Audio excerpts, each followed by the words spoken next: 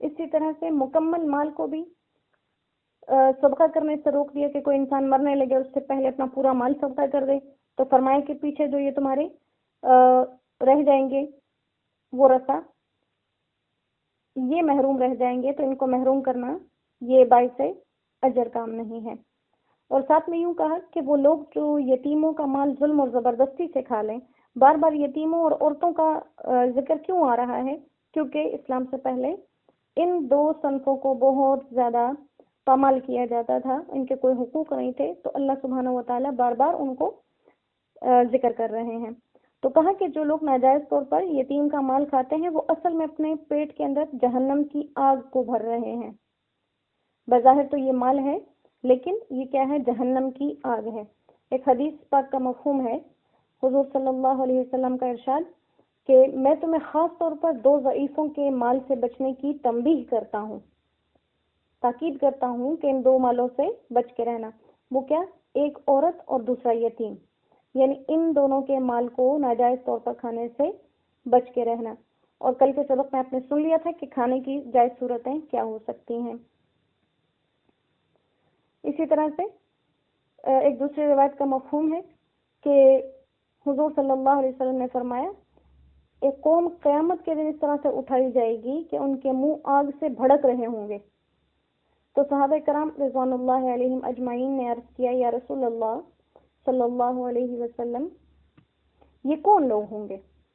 آپ صلی اللہ علیہ وسلم نے فرمایا کہ کیا تم نے قرآن پاک میں نہیں پڑھا ان الذین یأکلون اموال الیتامی ظلما، یعنی کہ یہ وہ لوگ ہیں جو یتیموں کا مال ظلم اور زبردستی سے کھاتے تھے.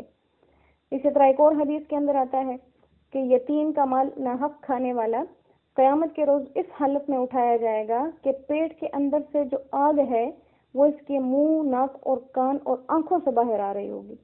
تو اللہ سبحانہ و تعالیٰ ہمیں ان تمام چیزوں کو سمجھ کر اور ان سے بچنے کی توفیق ہمیں عطا فرمائے.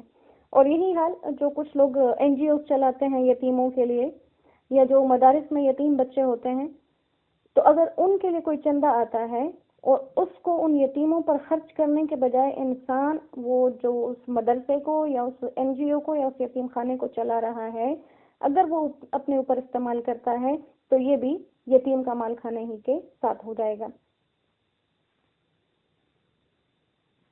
تو انشاءاللہ ان تمام باتوں کو اپنے ذہن کے اندر رکھیں.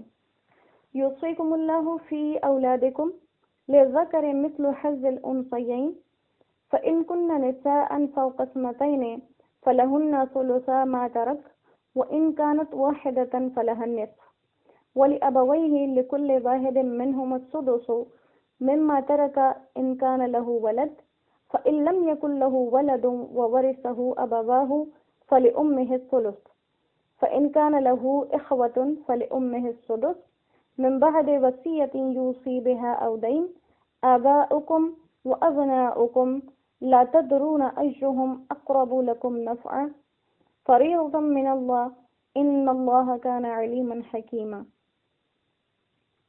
یہاں پر آیت میراث کے بارے میں جو ذکر کیا جائے گا. یوصیکم اللہ، اللہ حکم کرتا ہے تمہیں، فی اولادکم، تمہاری اولاد کے بارے میں، للذکر، ایک مرد کا حصہ، مثل حظ الانثیین، دو عورتوں کے حصے کے برابر ہے. فإن كن نساء فوق اثنتين، پھر اگر عورتیں ہی ہوں اور دو سے زیادہ ہوں، فلہن ثلثا، تو ان دونوں کے لیے 2/3 ہوگا، ما ترکا، جو مال اس نے چھوڑا. وإن كانت واحدة، اور اگر ایک ہی لڑکی ہو، فلہا النصف، تو اس کے لیے آدھا ہے. وَلِأَبَوَيْهِ، اور میت کے ماں باپ کے لیے، لِكُلِّ وَاحِدٍ مِّنْهُمَا السُّدُسُ، دونوں میں سے ہر ایک کے لیے چھٹا حصہ ہے. مما ترکا، جو اس میت نے چھوڑا، ان کان لہ ولد، اگر اس میت کی اولاد ہے. فإن لم يكن له ولد، اگر اس میت کی اولاد نہیں ہے، وورثہ ابواہ، اور وارث صرف اس کے ماں باپ بنے، فلأمہ الثلث، تو اس کی ماں کے لیے 1/3 حصہ ہے. فإن کان لہ اخوۃ، اگر میت کے کئی بھائی ہوں زیادہ، فلأمہ السدس، تو اس کی ماں کا 1/6 حصہ ہے. من بعد वसीयतन, उस वसीयत के बाद, यूसी बिहा, जो वो करके मर जाए, औ दैन, या उसके कर्ज को अदा करने के बाद। आबाउकुम, तुम्हारे बाप, व अबनाउकुम, तुम्हारे बेटे, ला तदरूना, तुम नहीं जानते, अय्युहुम अक़रबु लकुम नफ़अ, कि कौन तुम्हें नफ़ा पहुंचाने में ज्यादा करीब है। फरीज़तम मिन अल्लाह, ये हिस्से अल्लाह के मुकर्रर किए हुए हैं। इन्नल्लाह काना अलीमन हकीमा, बेशक अल्लाह को इल्म भी है, हकीमा, और वो हिकमत वाला भी है। यानी इन्नल्लाह काना अलीमा, अल्लाह को इल्म है। किस चीज़ का इल्म है? कि मैंने कौन कौन से हिस्से किस तरह मुकर्रर किए, और ये हिस्से क्यों इस तरह से मुकर्रर किए। हकीमा, वो इनकी हिकमत भी खुद ही जानता है। यहाँ पर तफसीर में जाने से पहले दो बातें अपने जहन में जरूर बिठा लें। एक तो ये कि मीरास कहते किसे हैं। मीरास उस माल को कहते हैं अगर कोई इंसान मर जाए और उसके पीछे जो माल असबाब सारे रह जाते हैं, उस मीरास को तकसीम करने का ये तरीका है जो इस आयत में बताया जा रहा है। ये बात ध्यान में रख लें। मीरास किसे कहते हैं कि जब कोई इंसान मर जाए और उसके पीछे कोई माल असबाब वो छोड़ दे, तो उसकी तकसीम का ये तरीका होगा जो अभी इंशाल्लाह हम आयत की तफसीर में सुनेंगे। दूसरी बात यह है कि जब कोई इंसान मर जाए तो उसकी मीरास को तकसीम करने के लिए उसूल है। ये उसूल है जैसे इस आयत में भी बता दिया। सबसे पहले उस मरने वाले के माल में से उसके कफन दफन का इंतजाम किया जाएगा। दूसरे नंबर पर उसके ऊपर अगर कोई कर्ज है तो उन कर्जों को पूरा किया जाएगा। तीसरे नंबर पर देखेंगे कि अगर वो कोई वसीयत करके गया है किसी इंसान के लिए, किसी अच्छाई के काम के लिए, किसी भी किस्म की वो वसीयत करके गया है, तो उस वसीयत को पूरा करेंगे। लेकिन वो वसीयत मुकम्मल माल में से पूरी नहीं की जाएगी, बल्कि माल को 3 हिस्सों में तकसीम करेंगे और तीसरे हिस्से में से वो वसीयत पूरी की जाएगी। चाहे उस आदमी ने या उस औरत ने जो मरने वाले हैं वसीयत सारे माल की ही क्यों ना की हो, लेकिन वसीयत कितने में पूरी की जाएगी। जैसे कोई कह दे कि मेरी तरफ से मेरे मरने के बाद 1 लाख रुपए फलां को दे दिए जाए, सदका कर दिए जाए, कुछ भी कर दिया जाए, तो अब अगर वो मर जाए और उसके कफन दफन और कर्ज को अदा करने के बाद उसका माल ही 1 लाख ना बचे, 60-70 हजार बचे, तो अब हम क्या करेंगे कि 60-70 हजार को 3 हिस्सों में तकसीम करेंगे और जो तीसरा हिस्सा होगा वो सिर्फ इसकी वसीयत में लगेगा। मुकम्मल माल में से वसीयत पूरी नहीं की जाएगी, वसीयत हमेशा माल के 3/4 हिस्से में से पूरी होगी।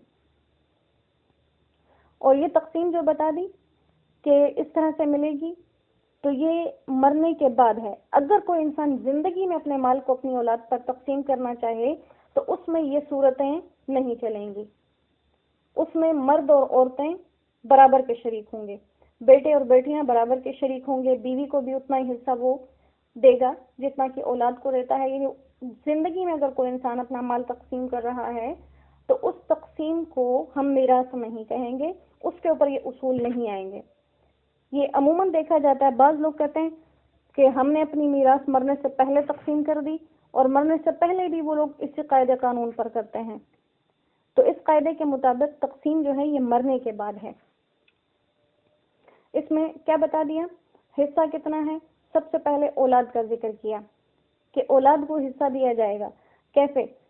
अगर मरने वाले की औलाद में लड़के भी हैं और लड़कियां भी हैं तो कायदा और कानून बता दिया कि 2 लड़कियों को जितना हिस्सा मिलेगा वो उसके बराबर 1 लड़के को दे दिया जाए।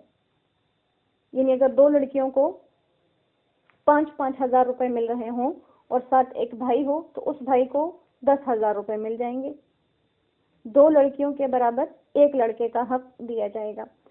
और ये जो दिया गया है ये इसलिए नहीं कि मर्द इस हवाले से कुछ अफजल हैं, ये उनको ज्यादा दिया भी इसलिए जा रहा है कि वो बाद में अपनी माँ या अपनी बहनों को उनकी जो है वो निगहदाश्त करे, उनकी निगरानी करे, उनकी परवरिश करे, तो इसलिए उसके हिस्से को ज्यादा किया।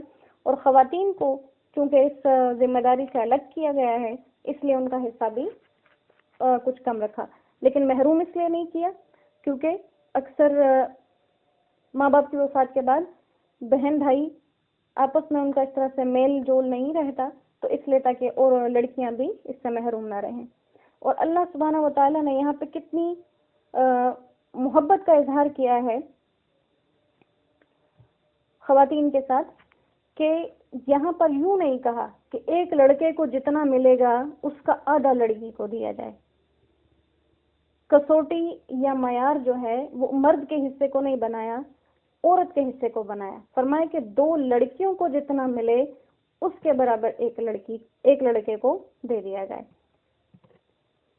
फिर साथ ये तो तब की बात हो गई जब साथ में लड़के भी हों और लड़कियां भी। अगर मरने वाले की औलाद में सिर्फ लड़कियां ही हों तो फिर एक लड़की है तो उसे कुल माल का निसफ मिल जाएगा। 2 या 2 से ज्यादा हो तो उनको कुल माल का 2/3 मिल जाएगा। तो बाकी यानी ये जो हिस्से बयान किए गए इसको तर्जुमे से ही समझ लें, क्योंकि इसकी तशरीह में जाएंगे तो ये बहुत ज़्यादा लंबा है।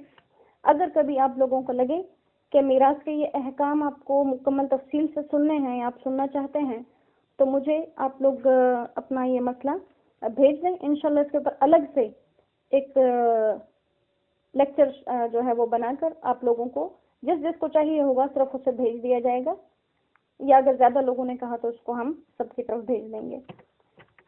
यहाँ हमारा ज़्यादा जो है वो ज़्यादा हमारी तवज्जो किस चीज़ के ऊपर हो, तर्जुमे के ऊपर हो, ताकि हम इसके साथ आदी हो जाएं, तो फिर लंबी तफसीरों के भी इंशाल्लाह आदी हो जाएंगे।